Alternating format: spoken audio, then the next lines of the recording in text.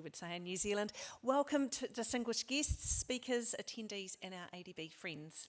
I'm Misha Mannix-Opie and I'm the Executive Director for New Zealand Trade and Enterprise, the New Zealand G2G programme. I'm delighted to be moderating this session today with some of our key partners that I'm privileged to work with in New Zealand. I do say that broadly, however, as you may notice a few Australian accents out of a couple of them, but they do represent New Zealand organisations. New Zealand is a proud founding member of the ADB. We are collaborating partners with the ADB through our donor contribution and also through a partnership agreement that our G2G program at New Zealand Trade and Enterprise signed with the Southeast Asia Regional Department of ADB last year. A key focus in this partnership is in food security. New Zealand has a population of 5 million people, but it produces enough food to feed 40 million people a year. I think that's a great illustration of the significant experience and expertise that we have in sustainable food systems and the role that our organisations play in food security challenges globally, and the challenges that ADB is seeking solutions for its developing member countries. Over the last 2.5 days, we've heard some fantastic presentations that have talked more about these food security challenges. In this session today, we're going to take you on a journey across 3 very different projects in 3 different countries. Our presenters are going to take you deeper into these projects that each have very unique approaches and showcase innovative strategies tailored to specific needs and context of their respective communities. After our 3 presentations, we'll then have a Q&A. Your questions will enrich the session for all of us, so we do look forward to your active engagement. So firstly, I would like to introduce Dr. Susie Newman, Director for the International Development Unit at Plant and Food Research New Zealand. Plant and Food Research, or PFR as we call them, is a New Zealand Crown Research Institute, leading projects in sustainable food systems internationally. Susie has a wealth of experience in Africa, Southeast Asia and the Pacific, and brings technical skills in agribusiness, horticultural production and post-harvest management research. I first met Susie in 2019 in Viet Nam as we looked to partner in a post-harvest project in passion fruit. Since then, PFR have continued to be a key partner of our projects in sustainable food systems. I remain completely in awe of the amazing work that Susie and her team are doing, making a difference in food security across the globe. Today, Susie will share lessons and insights from a dragon fruit project delivered by PFR in Viet Nam. She'll showcase how food security and incomes have been lifted as this development project has successfully transitioned to a commercial venture chasing royalties for IP-protected dragon fruit. Susie, welcome.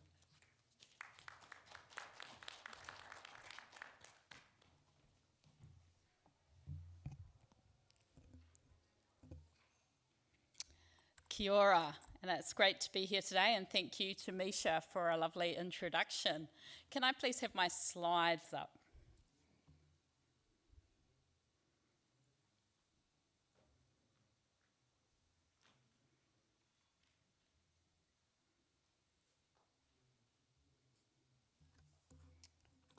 Whoa.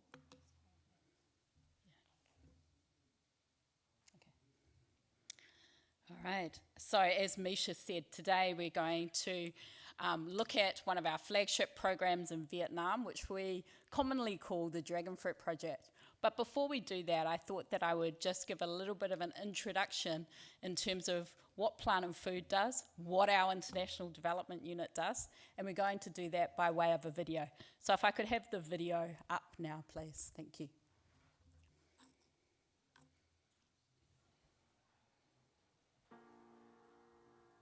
We live in a complex world. Food insecurity, gender inequality, climate change. These and other challenges make societies less productive, sustainable and just. At Plant and Food Research, we believe science can help create a better future. The impact of our development work stretches from India, across Southeast Asia, Africa, the Pacific and the Caribbean. Our partnerships build capacity, lift incomes, and protect the environment. We handpick project teams from our roster of more than 600 scientists and development specialists. Across the Pacific, we're building food system resilience to climate change. In northern India, apple growers are becoming more productive. And in Vietnam, we're turbocharging the production and export value of dragon fruit and passion fruit. We're just getting started. Let's work together to find smarter, greener options that will help secure the world we all want to live in.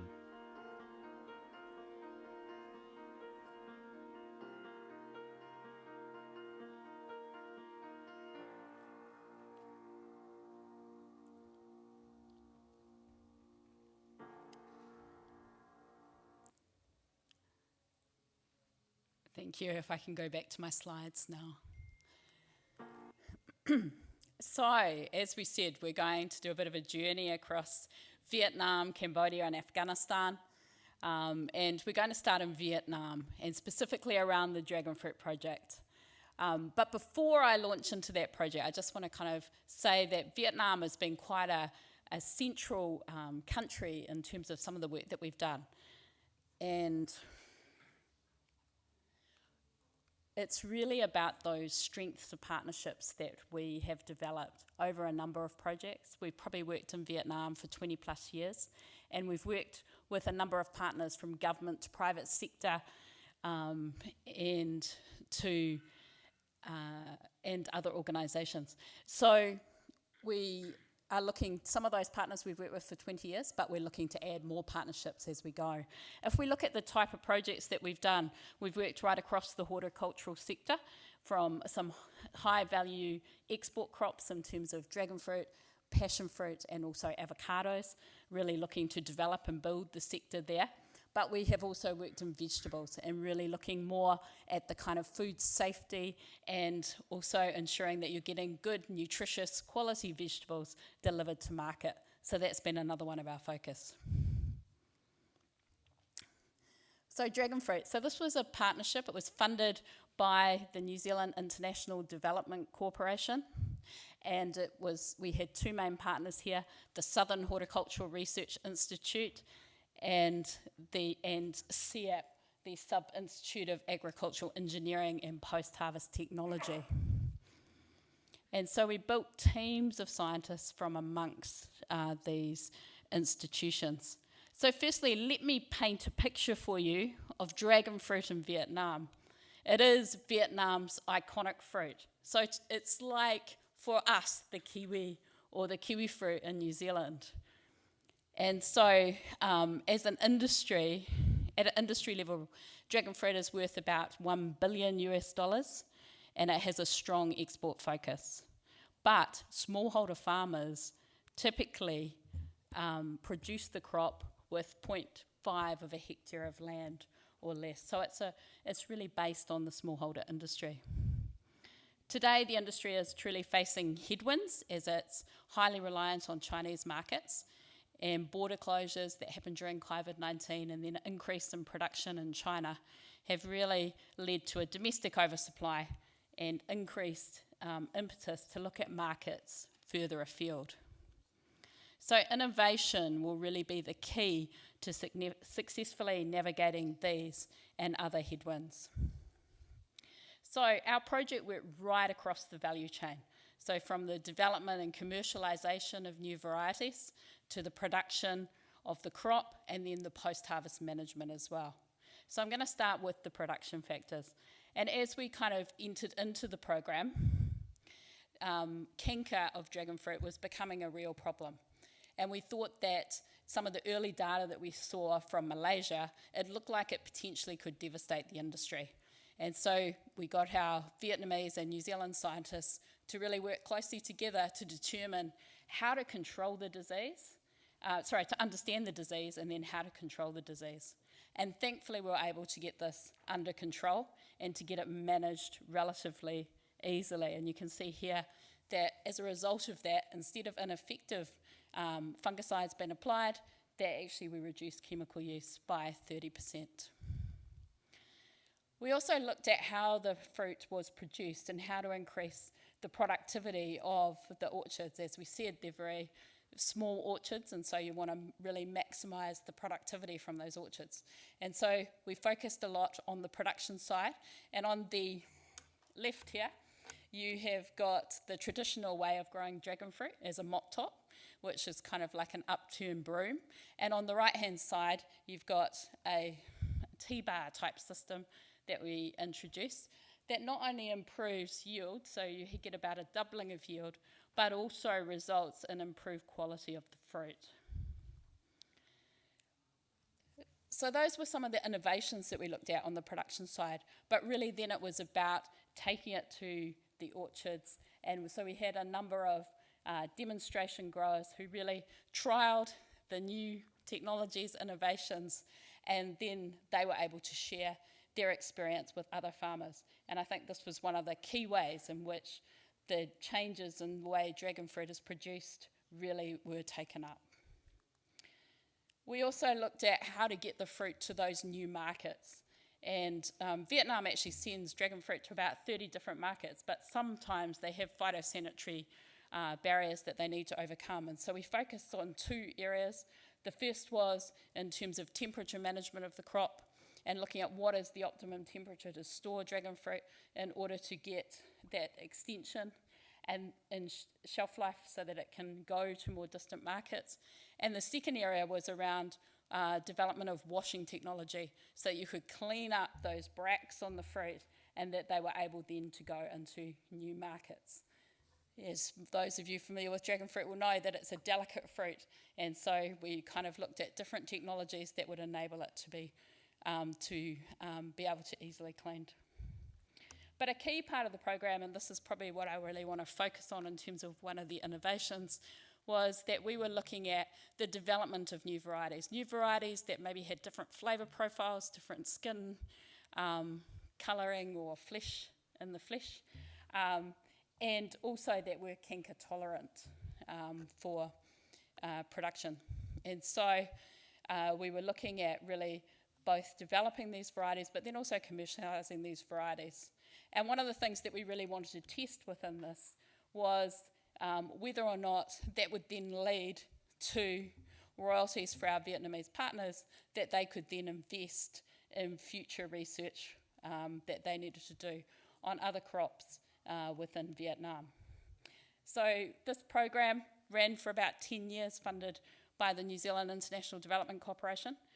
Plant and Food Research also co-invested in the variety development because we will also share in those royalties as they come forward. And now we're working with Venture Fruit, who is the commercialisation partner, in order to look at getting those varieties to market. And so there's further work that our Vietnamese partners are undertaking, looking at how improving the post-harvest life even further and being able to really ensure that consumers are getting a really tasty dragon fruit. But the real test of this will be in the future when we start to see the royalties that come back to our Vietnamese partners. Plant and Food Research is an organisation. We have about a third of our revenue that comes from royalties from mainly our kiwi fruit, apples and berry varieties. And so it'd be great to be able to see our Vietnamese partners in the future have a similar model that enables them to invest in future research. So that is one of the things that we've been really looking at within this project. As you can see, it crossed the whole value chain.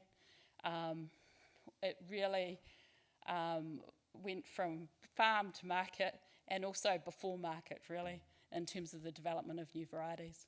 So I might leave it there, but that's just a snapshot for you today in terms of the dragon fruit work. Thank you.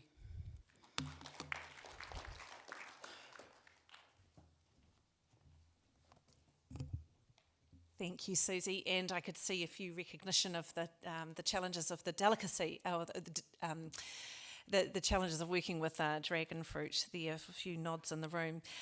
Look, I'd now like to introduce Gus Davidson, a former agricultural CEO. Gus is Prime Consulting International's Group Operations Director. He's designed and implemented over $250 million in agricultural development programs globally since 2011. But from 2011 to 2015, Gus led the implementation of New Zealand's government-funded Afghanistan agricultural support program in Bamiyan province, where one of the significant projects targeted wheat seed quality improvement. When I spoke to Gus about this presentation opportunity only about a month ago, I was enthralled not only about his passion for this project, but also the considerable complexities that had to be addressed throughout this program. In fact, I was almost late for my next meeting because I kept asking Gus more questions. So before I start that again, I would like to ask Gus to come up and speak with us now. Thank you.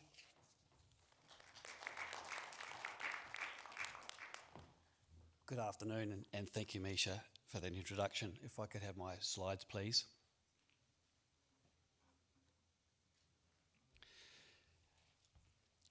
As I'm sure everyone in this room is aware that wheat, rice, corn or maize, depending on where you come from, provide about 2/3 of the world's staples and obviously are crucial for global food security.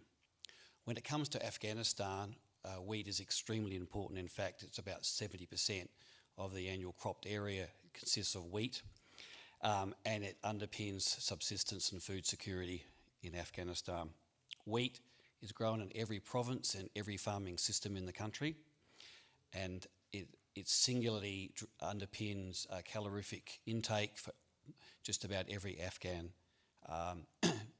They do purchase a bit of rice, but by and large, wheat underpins their entire food security. So when it comes to food security, as Misha said in the introduction, the New Zealand Aid Program, with some funding from the United Kingdom, developed a two-phase, 6-year development program based in the rural province in the Central Highlands of Afghanistan in Bamiyan. The program was known as the Agricultural Support Program, and apart from the wheat aspect, which I'm going to do a deep dive into, it addressed the core issues associated with with Bamiyan's mixed farming system. So that comprised of the cash crops as well as livestock production systems. When we're thinking about Bamiyan, it's a difficult part of the world to operate. It's extremely mountainous. It's located in the Hindu Kush mountain range. The mountain tops there go beyond 7,000 metres, nearly 8,000 metres. I lived there at the lowest point, which is about 2,500 metres for work every single day, beyond 3,500 metres. There's only about 77,000 hectares of arable land. Just 4.3% of the entire province can be used for arable purposes, and that is strictly confined to riverbeds. The province, given its mountainous terrain, is obviously cold, is extremely dry. It's pretty unusual for it to rain in Bamiyan. The entire precipitation consists of snowfall over the winter season, and that averages about 370 millimetres per year. Because of its location, because of the short growing season, I'm sure you're starting to appreciate, food security is an underlying concern for all Bamiyanis, especially those that live in the southwest of the province, because it is it's the highest part of the province. It's extremely remote, and often they are locked in by snow for up to 7 months of the year. It's heavily populated. It was prone to drought well before climate change started to impact, and we can talk about that as well. But also, as I just mentioned, we have long, cold winters. So, because of the topography and agriculture being confined to the river valleys, it's based around a single crop cycle. So, one thing that Afghans used to do very, very well before we even went there was they intuitively understood about the need to rotate their crops. So principally that consisted of 1 year growing wheat, 1 year growing potatoes. Bamiyan produces about 60% of Afghanistan's potatoes.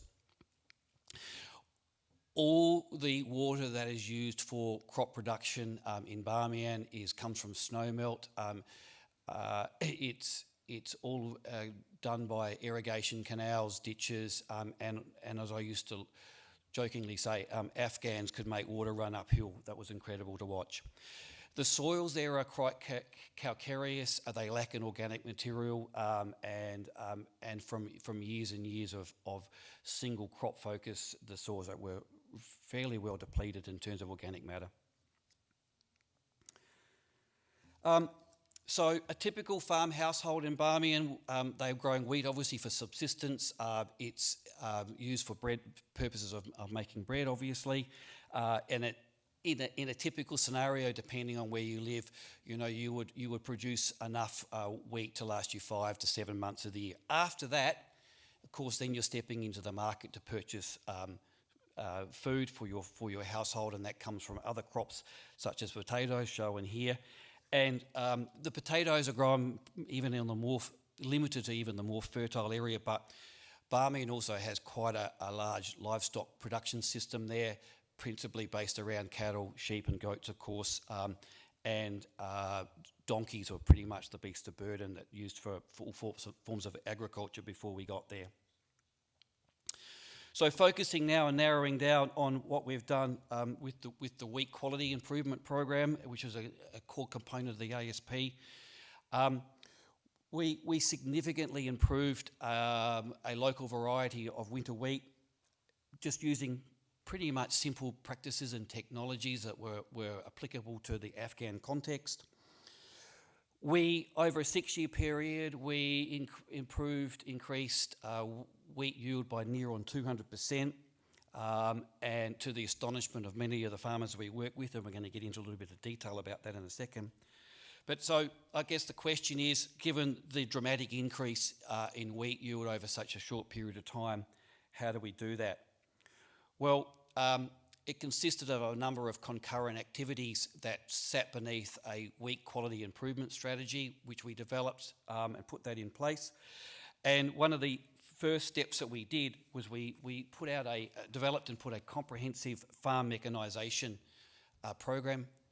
So we worked with 64 cooperatives, and with every one of those cooperatives, they put up 50% of the value of the tractor. The tractors were purchased from Lahore in Pakistan. We did that deliberately because the tractors came from, so to speak, just down the road.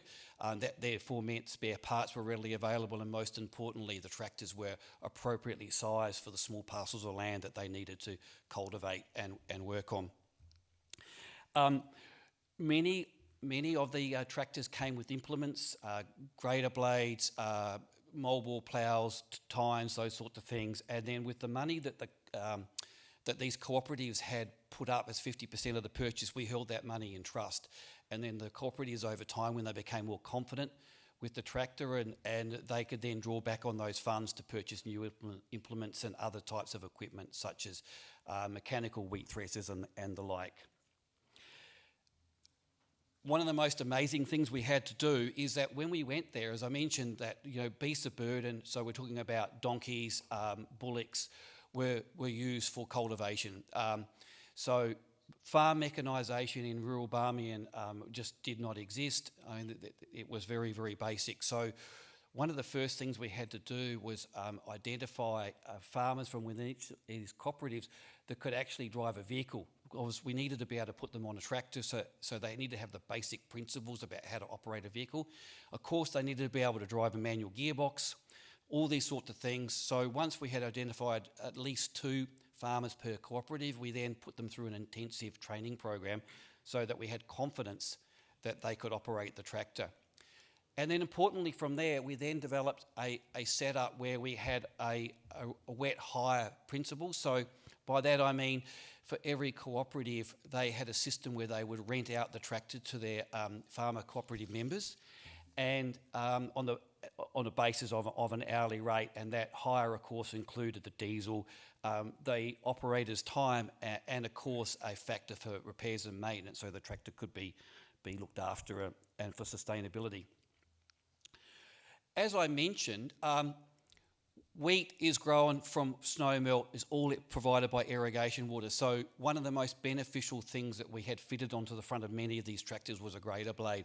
Such a simple thing, but so important, because it then enabled farmers to be able to use mechanisation to clear out irrigation ditches, irrigation canals, and as part of that, we had to train them on how to not only use the tractor, but then how to operate the grader blade, how to tilt the grader blade so that they could clear their irrigation ditches. And of course, the time-consuming aspect to that is obviously demonstrable.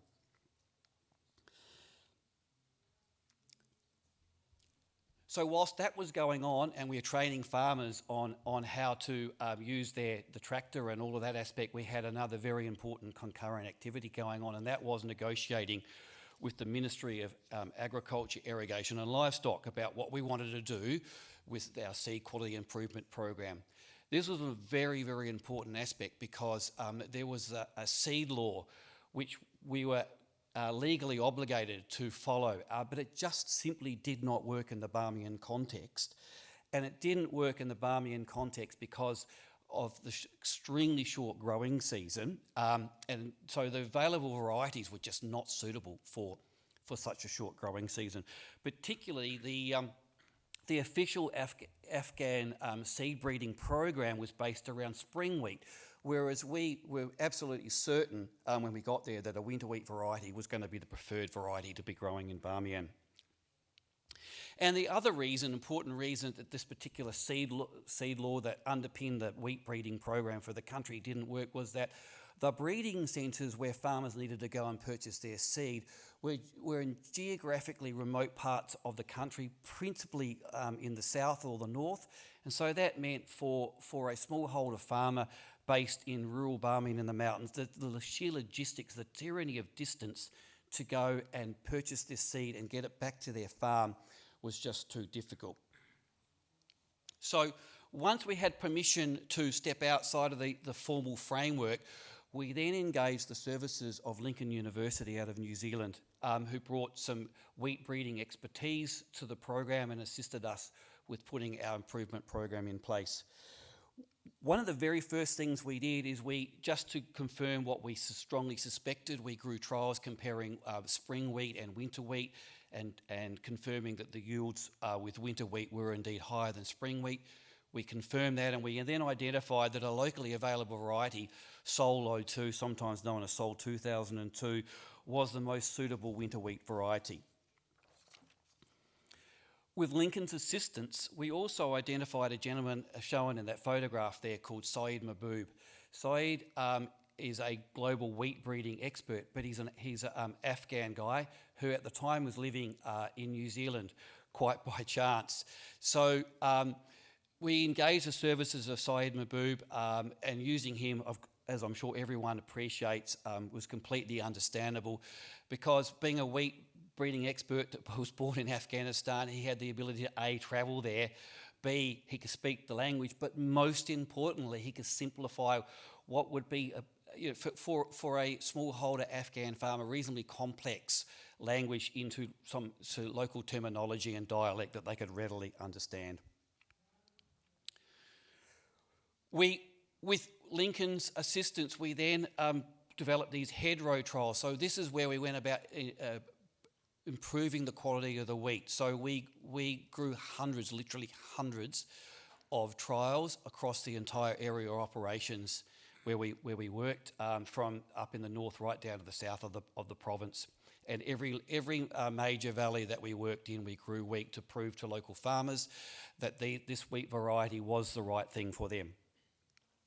And for those of you who don't know about what a hedgerow trial is, what we do, we would grow the wheat, and then we would go through and we'd handpick individual heads of individual plants that were the most highest yielding. And then what we would do, then you would select that seed, and then you would multiply that up again the following year, and we did that year after year to improve the yield of this particular wheat variety.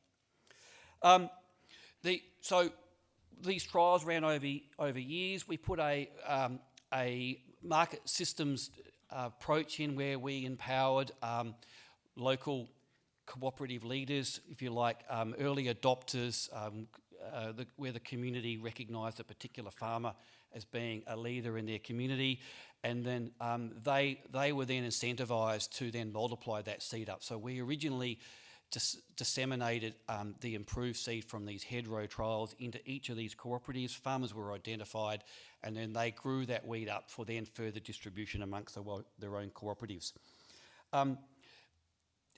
Extremely time-consuming process. Of course, where they're producing one cow a year or one crop a year on a single crop cycle basis, it takes multiples of years. But the increase in wheat yield was evident in later years. The other concurrent thing we did, there was multiple strands of this program, was the farm extension program, the crop husbandry aspect of growing wheat. We produced a poster, which is there on the screen. This particular poster was huge in real life. We printed many of them, well beyond just the target population that was within our cohort of farmers. We wanted every Barmiani farmer who grew wheat to be able to get their hands on this. So this particular poster, not only did it remind farmers what they needed to do, but importantly in terms of the crop cycle timing, what they needed to do when they needed to do it. So it covered everything in this particular poster, covered everything from farm mechanisation, as I've mentioned before, land preparation, seeding rates. So one of the problems we had in the initial days, quite surprisingly, is Afghan farmers used to put too much seed, so the germination rate was throttled back because there was just too much seed in the soil. So quite a bit of effort there trying to get farmers to understand that less seed is better. We had to educate farmers about the need to put fungicide on as a seed treatment before sowing. We also needed to educate them about the use of fertiliser. Fertiliser, pretty much apart from animal-based manure, was just not used at all. But not only did we need to educate them about the use of fertiliser, but we needed to educate them about the timing and the application rate. We needed, of course, cover all these obvious things like removing of off types. In the industry, the term is called roguing, but basically that means that you're trying to get a pure stand of wheat. So if there's any rogue type seeds in there that have germinated, to pull them out, as well as, of course, weeding. Irrigation, again, as I mentioned, given that the crop is grown only using irrigator water, we had to get on top of appropriate irrigation measures for farmers. Quite surprisingly, Afghans at the time were generally overwatering their young wheat crop, and then of course waterlogging the soil and stifling germination. And then of course at the end of the season, when the crop most needed the water, there was insufficient water in the irrigation system. So one of the things that we ended up doing was we built 20 check dams. For those of you who don't know what a check dam is, it's a small dam that you put across a watercourse in areas where there's snow melt, and the check dam holds back the snow melt and makes it available for later in the year, just exactly when the crop needs it. As you will imagine, we ran numerous field days, dozens and dozens of field days all over the province. And I've got to say, in the beginning, it was really quite difficult trying to get the farmers to come along and understand that they could also do this, because we needed to prove to farmers that a dramatic lift in yield was absolutely achievable by them, and to quote them, it wasn't white man's magic, which was exactly what the expression was told to me that initially, that this was white man's magic. Of course, anyone who's involved in the development game, and it's a particular passion of mine, and that is unintended consequences. Yes, we had some unintended consequences. One that immediately comes to mind is that where we grew these hedgerow trials, we used to always rent the land from a particular farmer. We would always put the hedgerow trial in a high traffic location, so obviously alongside a road, near a village, so that as farmers went to the village and back to their farms, they would see our trial and then obviously ask questions about what was going on there, and so on and so forth. We had one particular scenario where we had a wheat trial with a particular farmer. Our wheat trial, the crop was above the fence line. It was above the fence line because, of course, this was an improved wheat variety. It was effectively being mollycoddled. And his wheat crop, of course, didn't look anything like ours, and caused embarrassment to him, and it also cost him a bit of money because he was so embarrassed by the fact that our wheat stand was significantly better than his. He rushed out way too late in the season. He purchased fertiliser unnecessarily and put it on, and for no extra gain. So, all these sort of unexpected things happen when you're working out there in the field. talking of the field, we spent a lot of time in the dirt and the dust, and for that matter, the muddy irrigation ditches, bringing farmers along, drinking the tea and encouraging them and demonstrating that, that they could actually do this. And at a particular field day, finally, I knew that we'd got the message across when, in an unsolicited manner, a particular farmer stood up and he said to his fellow peers, "If you are here for the per diem, please leave now.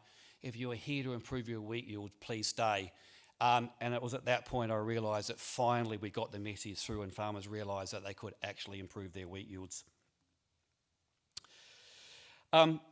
So we had an immediate lift in wheat yield when we went there, and if you so to speak, that was the low-hanging fruit. So this is the crop husbandry practices, weeding, applying fertiliser.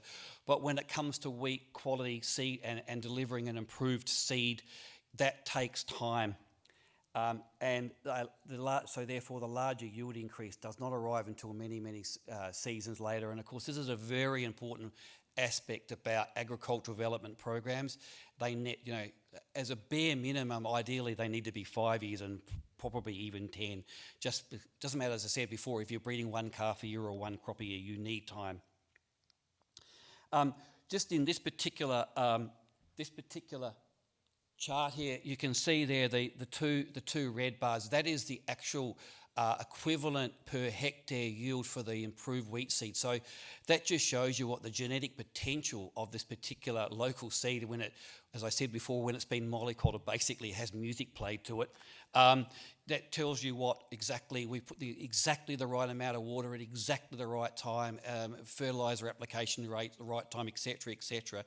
It just shows you what potential the particular variety has, versus in the blue line when you start putting it out into farmers' hands, and the reality of what it actually can do out there.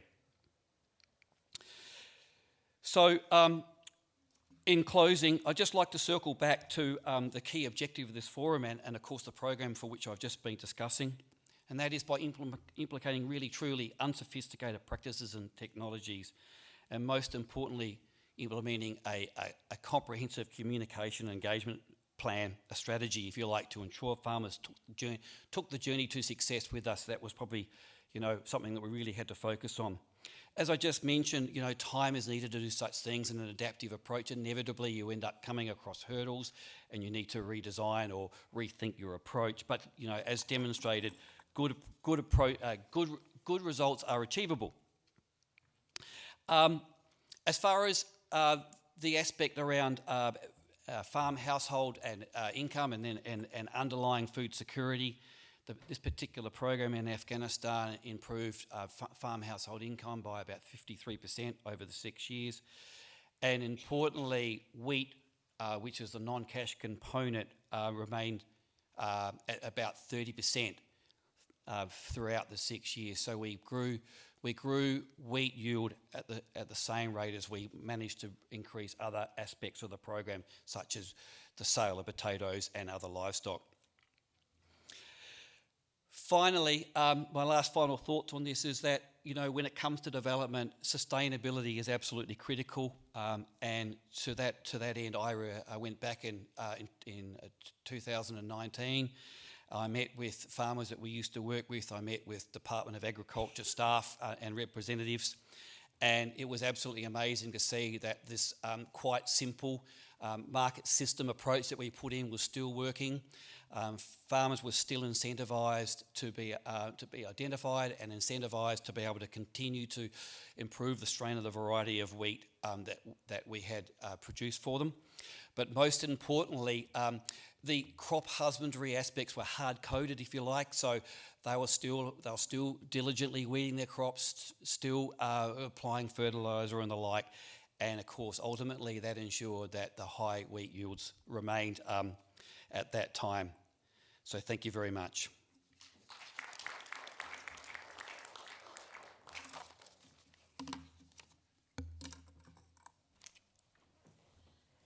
Thank you, Gus. Not only was that an amazing story, but those images were fantastic. I hope you enjoyed seeing those as well. It really brought to life the challenges, but what beauty your project took part in, so thank you.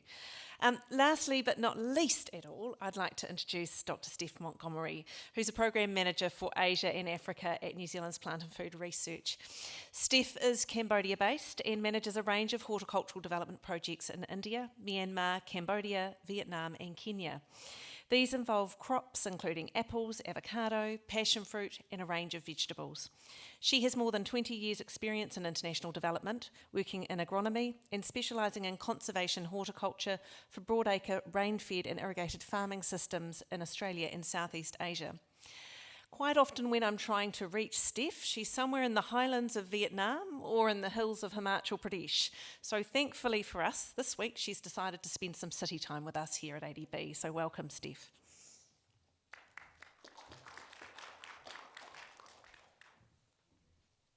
Thank you, Misha. And I think my family think I have a glamorous lifestyle.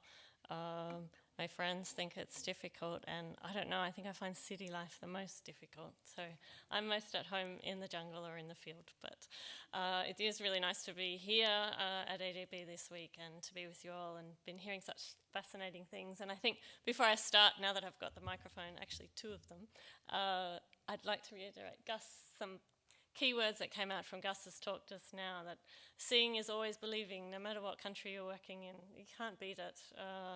And it does really go to make really big inroads. So it's so important to keep those trials happening in the field and the grassroots happening, no matter what we're doing with AI or things in the cloud or where else. In the field is definitely always so important. And I think it's always like adaptive research is where we're at. You have to adapt, and at the moment we are in the second year of a passion fruit project, passion fruit value chain development in Vietnam, and I don't know how many times we've used the word adaptive research, especially lately, where it's quite difficult for some of our partners to actually implement adaptive research when they're quite constrained often within a structured framework within the bounds of their country and their government departments. So we are working through that with our partner institutes, and we are progressing together to get this more adaptive research model into being, because we find it so useful and so impactful. But anyway, I'm actually meant to be talking about Cambodia and raising the bar on quality standards in horticulture in Cambodia, where I am based in Battambang in the northwest, and I've worked in Southeast Asia for around 20 years, but this project has been going since 2017.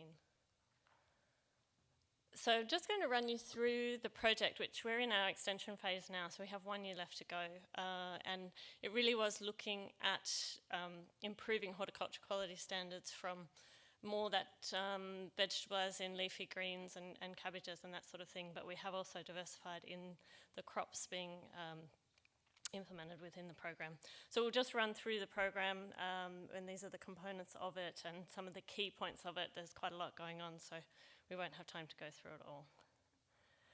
But basically, we were focused on horticultural sector growth through delivering for that market demand that's coming through for high quality, safe produce, which has really risen in demand over the years in Cambodia. And previously, there was a lot of produce coming in, particularly informally from the neighbours, every day into the wet markets of Cambodia. So it was really hard to actually tell how much produce was being produced in country domestically, but it was around a third of what was on sale, is predicted.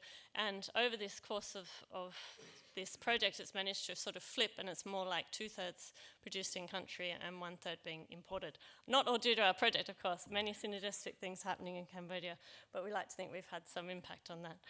What we were looking at is really increasing the incomes of these vegetable farmers. We were based initially around Phnom Penh, smallholder farmers, very small, sometimes a quarter of a hectare, sometimes 1 hectare blocks, and hard to eke out a living sustainably, and increasing the employment in the hort sector and the demand for local produce and recognising that it's safe vegetables. So there's a large food safety and post-harvest component to this project.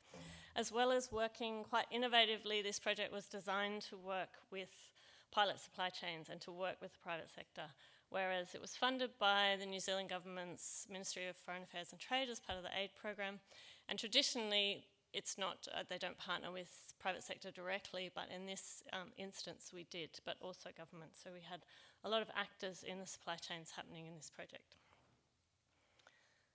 So the diversified components at a glance, the market linkages in those pilot supply chains, which I'll show you in a moment. Bear in mind this photo here is one of our high-low rain-out shelters, we call them, protected cropping structures that, for those of you around yesterday, I talked a little bit about this. It's one of our new innovations that we've been trialling last year, and we're rolling out more this year, and it's really having an impact on the farmers' productivity and incomes. So that ties into our sustainable production system. So always around agronomy production, so integrated pest and disease management, reducing the cost of production, increasing the safety of the food produced. So there's that large post-harvest and food safety from the farmer right through the collectors, processing and the end use into the retail market. The quality assurance program, when we started on this project, partnering collaborative with GDA, the General Director of Agriculture, they really wanted to introduce a global gap type system, we call it CAMGAP, into Cambodia, but they were a bit stuck. It just didn't quite have the next steps to move forward.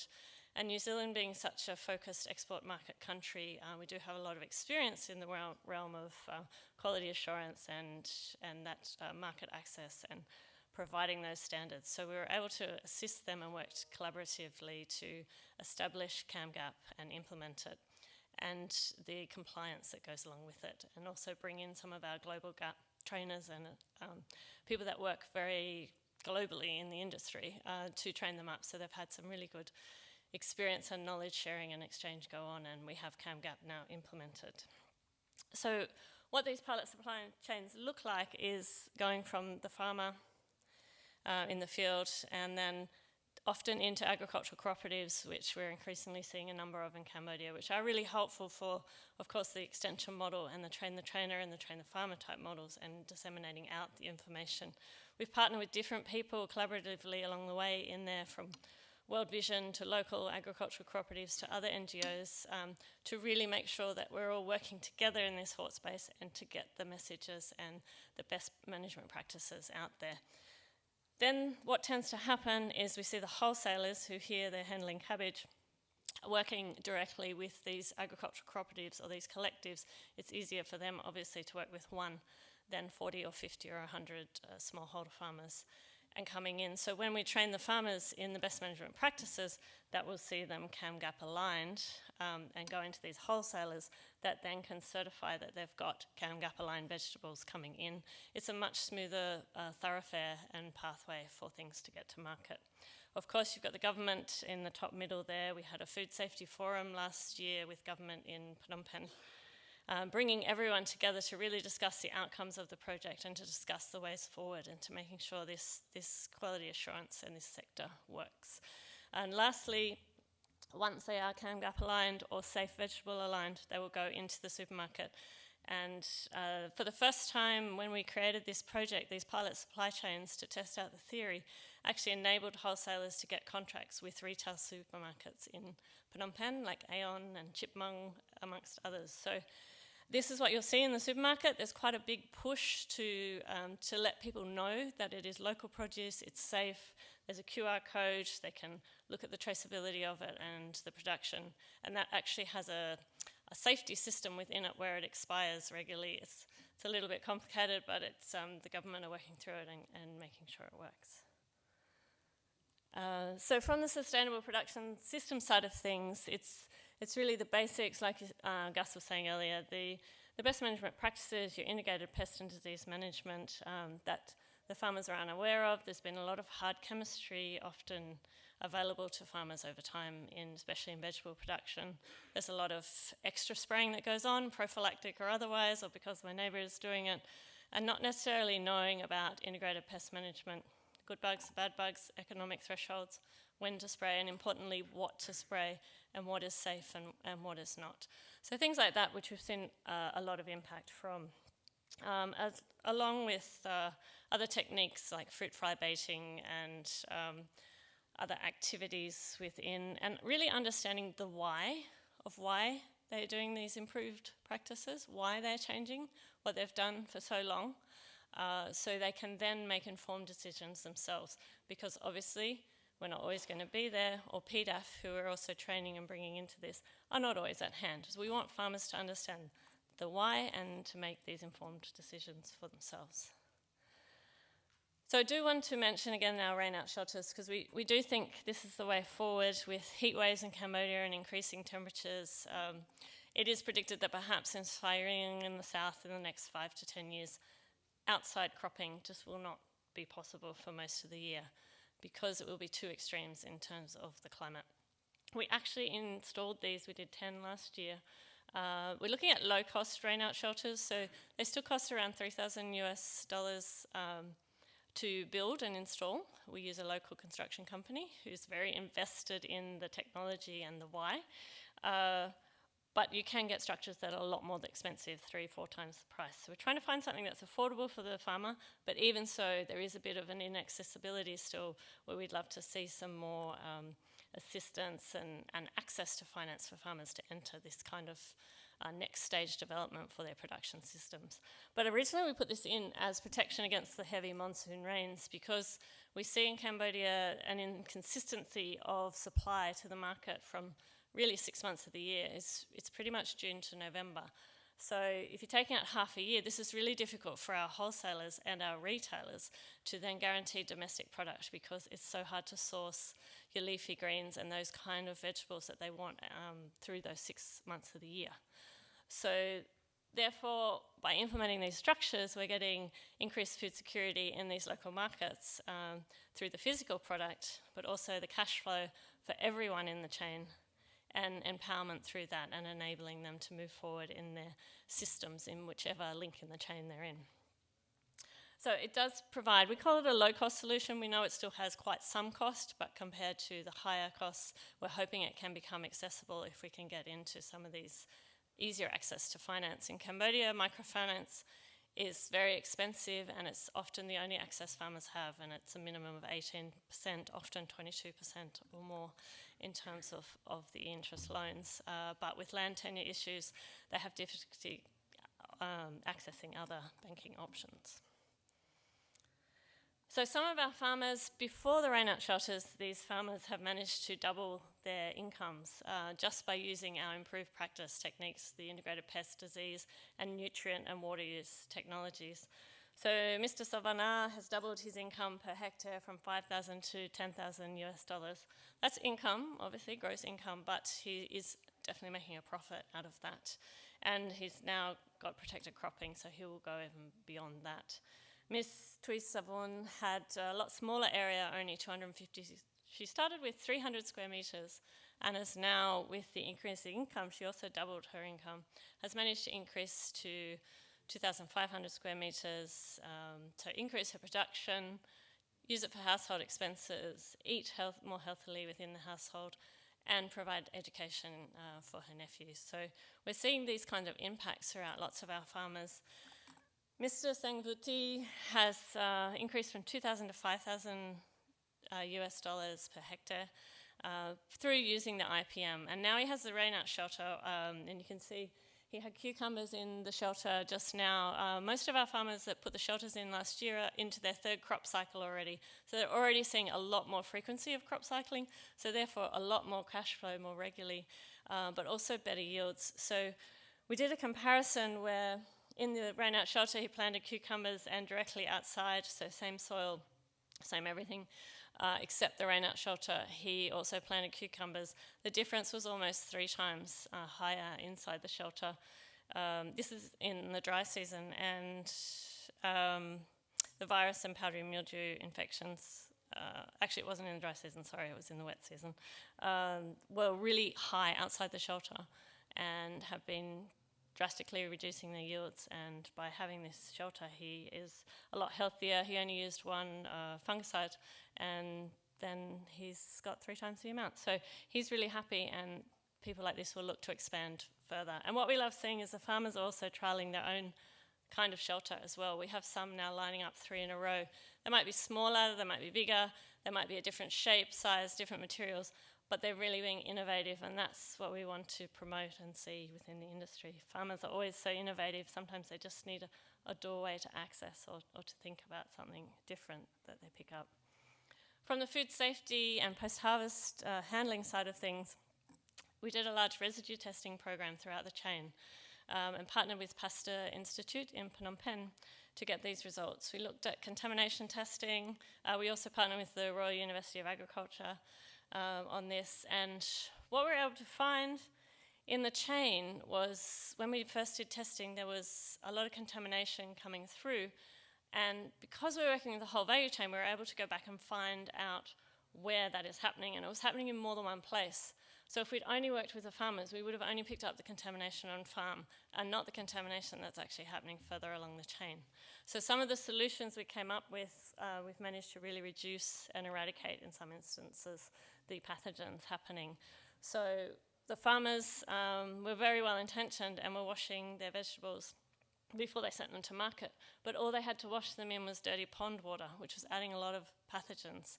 They also tend to cut and pick and lay on the ground, on the dirt. These were beautiful vegetables growing up erect with no dirt or pathogens, and then they were getting a lot of pathogens and going to market. So simple things like the processes of how do we keep our vegetables clean. And then in the market, in the pack house, you can see here, this was a human-centered design gradiated washing table that we came up with through the project, partners together trying to find a solution, because we just weren't getting them clean enough. So this goes through the stages where you wash. There's 4 to 5 sinks depending on which pack house you're in, and the water goes one way and the vegetables go the other, and it gets cleaner and cleaner. So really simple things that you can implement. These are small-scale pack houses. They don't have a lot of mechanisation.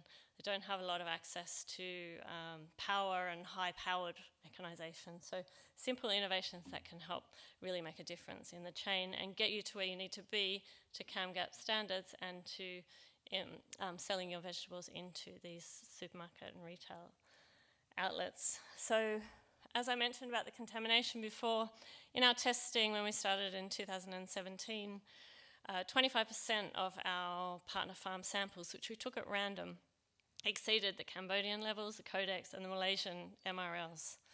When we came back in 2022, it was 0, eliminated. So everybody passed and would pass the international MRLs. So we were extremely happy with that result. And we can see it. We've seen the efforts that everybody in the value chain we've been working with has gone to. We started with 6 retail partners and about 3 provinces we were working in with farmers. We've expanded to more retail partners. I can't tell you exactly how many at the moment. Also more cooperative partners, and importantly out to 10 provinces now around Cambodia, as far as Mondulkiri and Battambang, so the northeast and the northwest. Also in 2017, the amount of E. coli in the samples, I was talking about the pond water earlier, was 18%. When we went back to test again in 2022, it's down to 1%. And the salmonella, which was also over 20% in 2017, was actually eradicated. So we can see that these small changes can make a difference, and the education can make a difference. If we look at CAMGAP just briefly, then we started as a process along a timeline, and this is just to give you an indication. I won't go through it all, but from a CAMGAP aligned checklist right through to assigning, importantly, GAP champions, which were like agronomists in the field and advisors that were trained up on all these practices. So they were key dissemination people. There were also key lead farmers doing the same job in getting those messages out and the implementation and adoption happening. And then through to last year, we now have a QMS system, group certification. We really have investment from GDA. The government are really on board this now. They're so happy with what has occurred in the 5 or 6 years, and they've really taken ownership and implementation of that. And it's been a really nice partnership working together. So from no one certified in 2017, we now have almost 1,000 farms that are certified at the end of last year. And that equates to, again, smallholder farmers, so it equates to around 300 hectares. Some of them are safe production and some of them are actually CAMGAP aligned, but you know that if they're safe production, they're over 50% aligned to the CAMGAP. So The farmers, we do give them a stepwise progression, so it's not a lot all at once, but it does make a difference, and then they can choose to continue on or not. The issue we are seeing is that whilst we're getting a lot of improvements in the chain, if I just go to the right-hand side here, you can see that one of our retail partners, one of our wholesale partners, pays 10% premium for cam-gap aligned or safe vegetables on a conventional product, and another one pays 450 Cambodian reals per kilo, which is around 11 or 12 US cents a kilo. But the farmers are actually saying it's not enough, and I would agree with them. It's not enough to warrant them renewing their GAP certification. At the moment, they're subsidised in this through our project, but we only have 1 year left to go. So what do? They want to grow healthy, safe vegetables. They want to enter retail markets. They want to have this certification, but the reward is not there for them yet to actually justify it. So I think this is one of the issues we've been talking the last few days about repurposing subsidies. I think important things like this, that's going to really lift the standard of the market, but the onus is on the farmer. I would question where the onus needs to be. Anyway, so basically a few numbers. Over the period of this project, we've trained over 50 agronomists, over 80 post-harvest operators, and over 2,000 farmers. And that number is growing all the time. Our team is very active. Importantly, the net incomes of our farmers from implementing our best management practices, and this is not including the rain-out shelters, it's just the production practices, sustainable production practices. It rose from what was $400 on our baseline US dollars when we started to $1,200 US dollars. So it's tripled per annum in that time, in 5 years. The labour rate in the pilot supply chains is also over doubled, and we wanted to see more equity within the labour in Cambodia is always an issue about daily rates. And 81% of our CAM-GAP compliant farmers, we've already talked about how to have the price premium. So the CAM-GAP has been really successful in enabling this supply chain to work together and to develop, but we still have a long way to go. There's still a lot to do. Just to finish, I think it's just really nice to highlight, it's very obvious that better practices make better farmers, but it's really nice to hear from the farmers and what they think about the project. And 82% of the farmers that were surveyed reported that they feel they've become a better farmer. And to me, that's worth everything. And then 23% of them were very proud to say that they've been asked by others for advice on how do you do it? How do I grow stuff like that? How do I do what you do? So I think we can say that it's been a good model, and going forward we still have a lot to do, but we're really happy with the progress made so far. So thank you.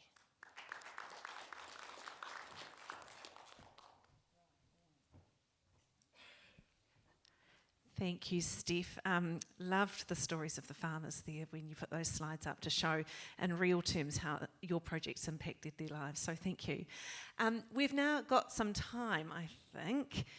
We were trying to keep our presenters within the time frame so we could have some questions from the floor. And as I did say earlier, questions from the floor enrich the session for all of us. So we'd love some questions from you all, or if you've got any for the team. Otherwise, I do have a few up my sleeve, but we'd love to have your ones rather than my pre-prepared ones. Does anyone have any questions?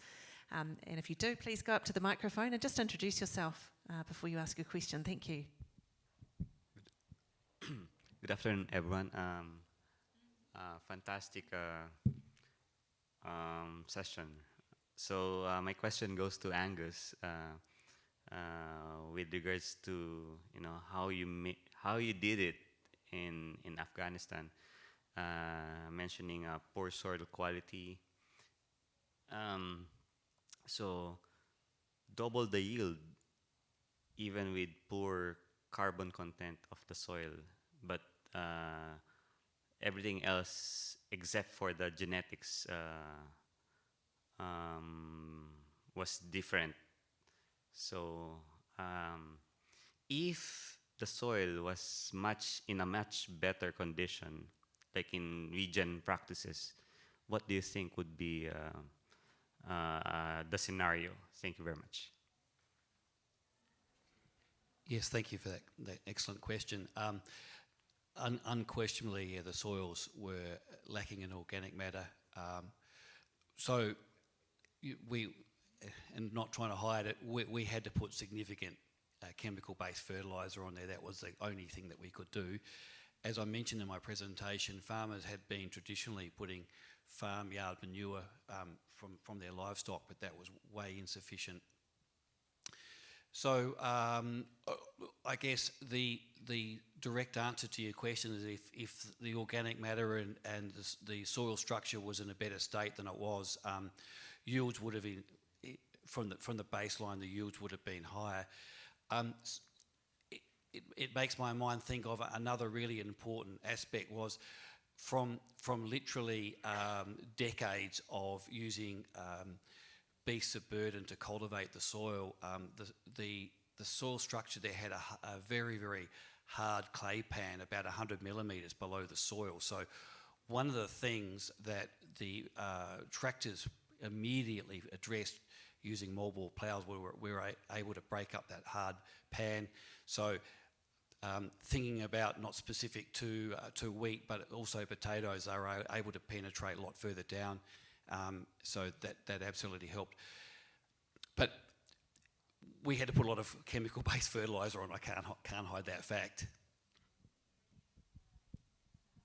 Thanks, Gus. Any other questions?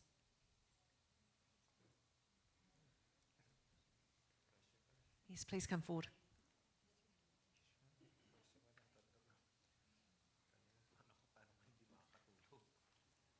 Hi, I'm Elodie Quad of Radio Filipino America. My question is that I understand when you said Afghanistan, it's a war-torn country. Can you update us what is happening in Africa with regards to agriculture and distribution in the market? Thank you. I think your question is related to that since there's been a change in the regime, how has the country changed? I'm not sure I got your question, sorry. The question is, can you update us with regards to with regards to agriculture? Because here in the Philippines, we know that Afghanistan is a war-torn country. So it's the first time to hear that there is still parts in Africa that is not affected with war, because you're into agriculture in Afghanistan. Yeah, okay, I understand what you're asking. Yes, Afghanistan is a fragile and conflict-affected state. It's been on the World Bank and the ADB's list for a very, very long time. What I can say is I was lucky that Bamiyan itself was by and large pretty much isolated from most of the conflict. That said, since there has been a change of regime there, and in the interest of full disclosure, disappointingly the Taliban have taken every one of those 64 tractors back from these farmers. So they've gone back to using beasts of burden, unfortunately. So whilst, you know, I can't quantify what the impact has been, but I think everyone in this room could reasonably ascertain that agriculture has gone backwards as a result of having a very significant component, that being those tractors taken away from them. I think that answers your question.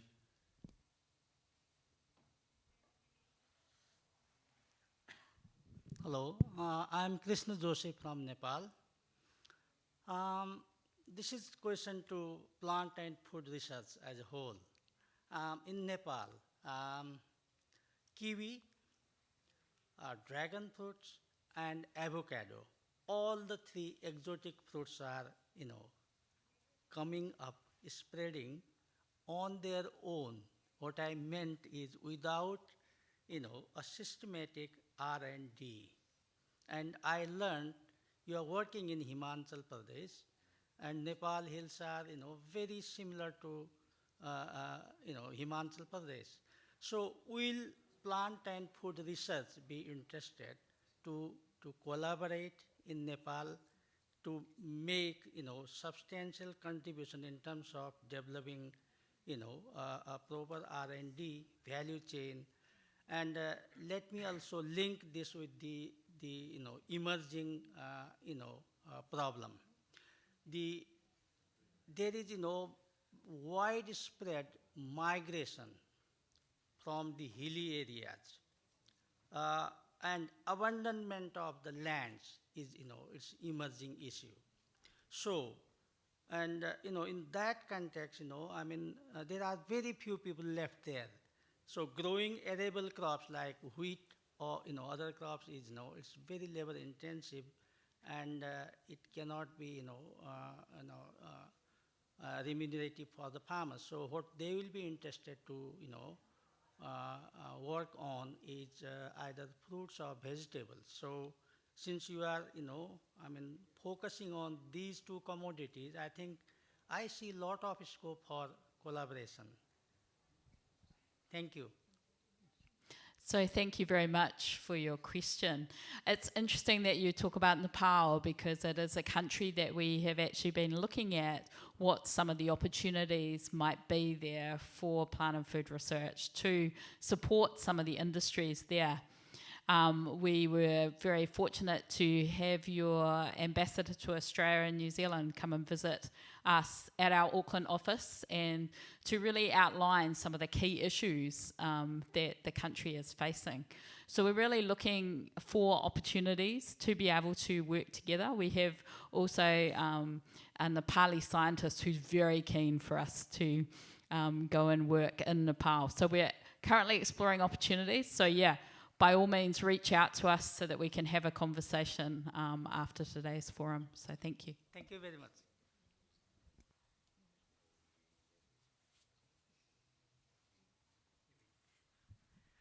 I'll go ahead. I'm Don Pala from Food League Advocacy Cooperative. My question would be, well, many of these projects do take time. Some of them actually take 15 years or beyond. That's from our experience. But let's talk about exit strategies. What will give you confidence to actually say goodbye to these communities forever? What are your concrete indicators that, okay, it's time to move, next community? Thanks.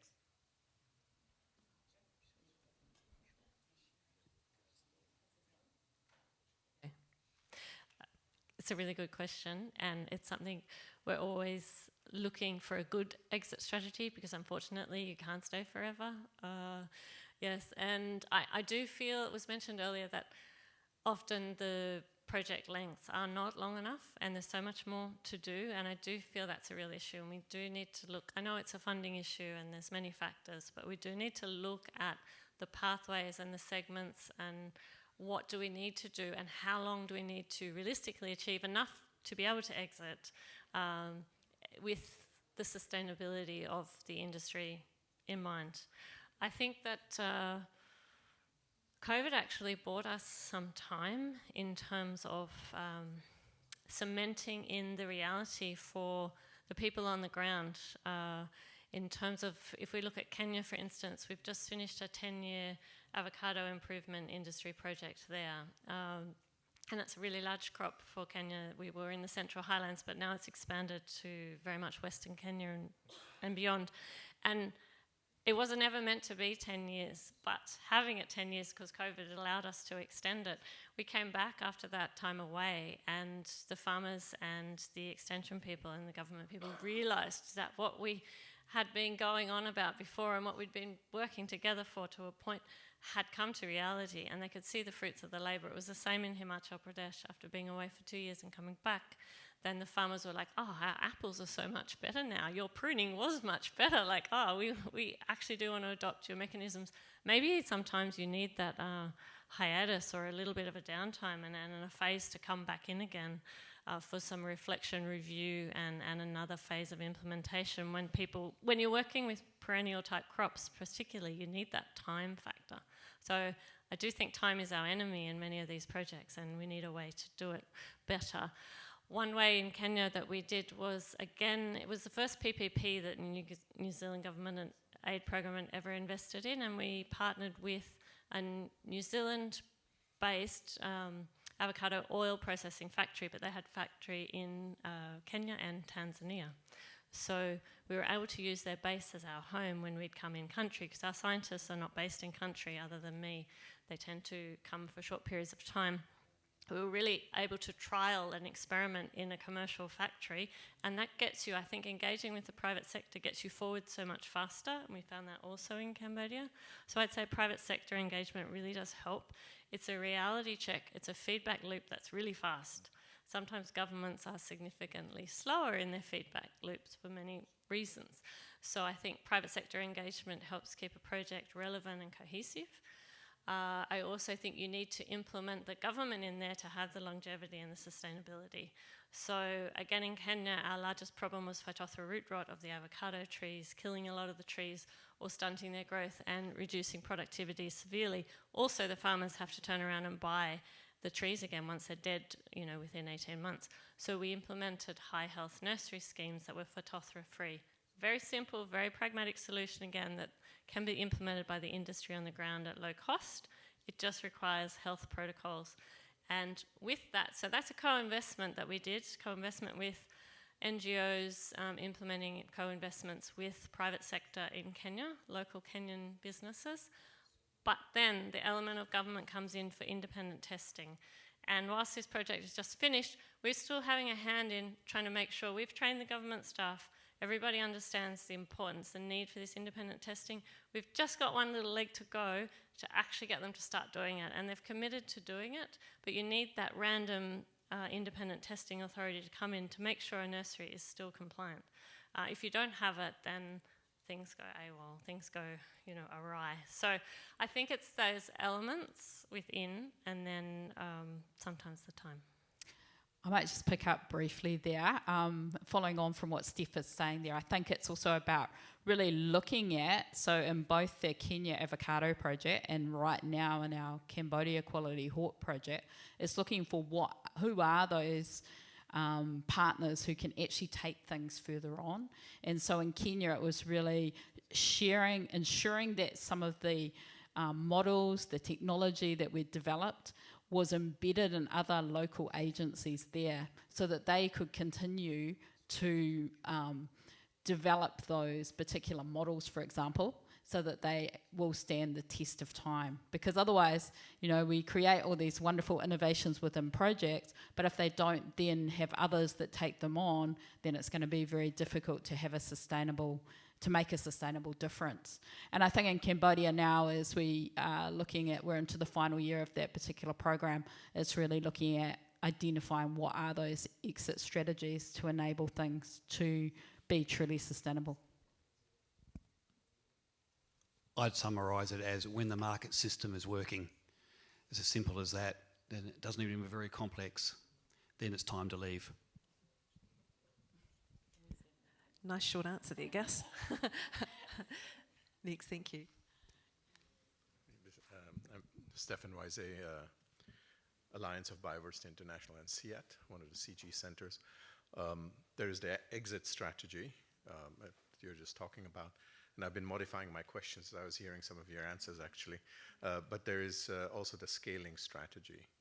And so in your experience, what are some of the key elements that may need to be already built into an engagement, a project engagement, not just from an exit strategy point of view, but also from a scaling strategy so that multiple communities or multiple cooperatives may benefit from it without moving from a project to a new project, but really building on local expertise, etc. So what would the 2-3 critical elements be that one needs to keep in mind towards that scaling? Oh, takes time, of course, but within that context. Thank you. And very country dependent. So I'll start off with Viet Nam. And I think, you know, as I mentioned, we had lots of different model farmers. And so then it was really farmer to farmer learning. And then that spread out to the key provinces where dragon fruit is grown. But equally, we had to get the innovations, the practice changes that have been developed as a part of the program endorsed by the government. Because if they were not endorsed, then we couldn't actually spread that throughout the other provinces in Vietnam. So I think there's different things within different countries. Yeah, very similar. As I covered, we did these hedgerow trials in every valley where we operated. So as I mentioned, there were 64 cooperatives. We operated in more than 40 particular valleys up and down Bamiyan province. So to get scale, we ensured that farmers in every valley were exposed to what we were doing. We obviously had a local farm extension team that we trained up. We also ensured that the local Department of Agriculture had a team that we brought along with us as well. And one of the other important strings to the bow was having lead farmers, so industry leaders in their various cooperatives that could then go and train others, and that left the legacy when we're long gone. I'll just add one more bit. So I think Susie's right, it's different countries, different case studies, but I think working with as many actors as possible to ensure that your reach is there. So as I've described, we do always work with farmers. We do always work with government in some form or another, and increasingly so we always work with private sector now in some part of our project, and also NGOs and other sort of development partners. So you can get the messages out there from other linkages. And also, what I didn't say is we're quite small projects relative. We're not ADB, World Bank, USA size. So we need that reach. We need other people to scale up for us. So it's really important that we have good innovations that people will want to uptake. And for us, Susie and I are in the International Development Unit, or Susie's the director, and we sit under partnerships and growth is one of the divisions. So that's what it's all about for us, partnerships. So we do make sure we build those key relationships, and then we have good science to back it up, and people want to roll that out. I think in India, you see one thing we did, the adaptive research again, we're doing these field days, and maybe over 100 farmers sometimes would turn up. We're in very steep terrains doing, orchard management practices for apples, and all the farmers want to see. It's difficult for them to see. They're holding up phones and they're videoing to make sure they can record, take it home and practice at home, or do whatever they want with that information. Some of them were doing Facebook Live videos and uploading them. They're very shaky and whatnot, but we were amazed when we looked at them later. We were sent some links. They were getting up to, and sometimes over, 30,000 hits. Like, the amount of smallholder farmers in India is, immense. And for apples in Himachal Pradesh, there's 110,000 smallholder farmers. We can't reach them all, and I don't think whatever scale up you do can ever reach them all without great expense. But social media can. So that is a big part. And then we adapted and went on to create 14 formal topic-relevant short videos, and it was a World Bank funded project on Himachal Pradesh Horticultural Development Project, so they had their own website, but again, that's a limited reach. So finally we found a mechanism in which they could create a YouTube channel and upload those videos. We also made more informal ones at lower costs that were relevant, as well as the farmers are all spreading the messages. So I think social media has a big part to play these days as well.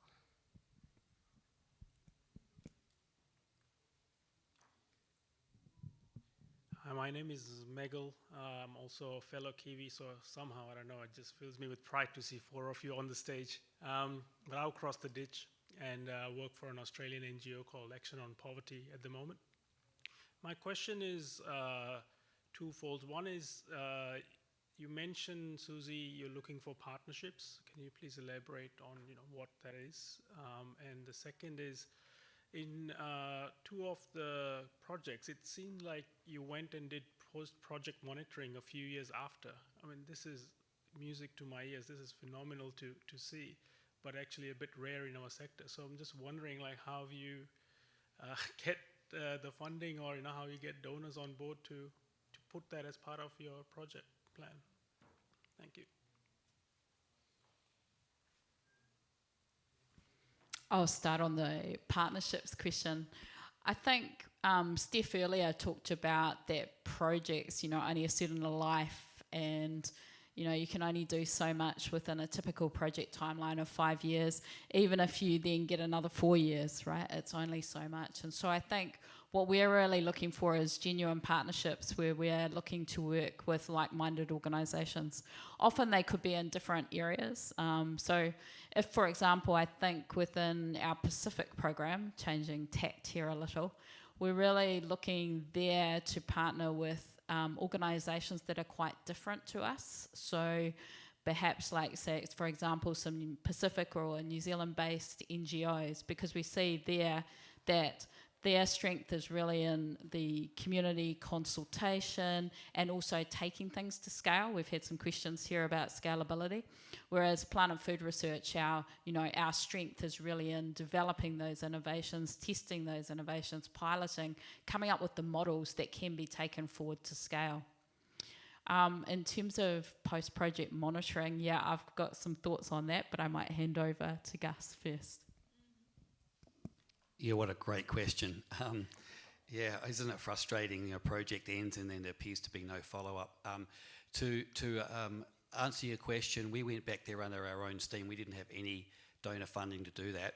We went there back because we were proud of the work we'd done there for 6 years, and we wanted to go back there to ensure that that farmers were still continuing with what we'd done, and we absolutely saw that with our own eyes. But we did it under our own steam.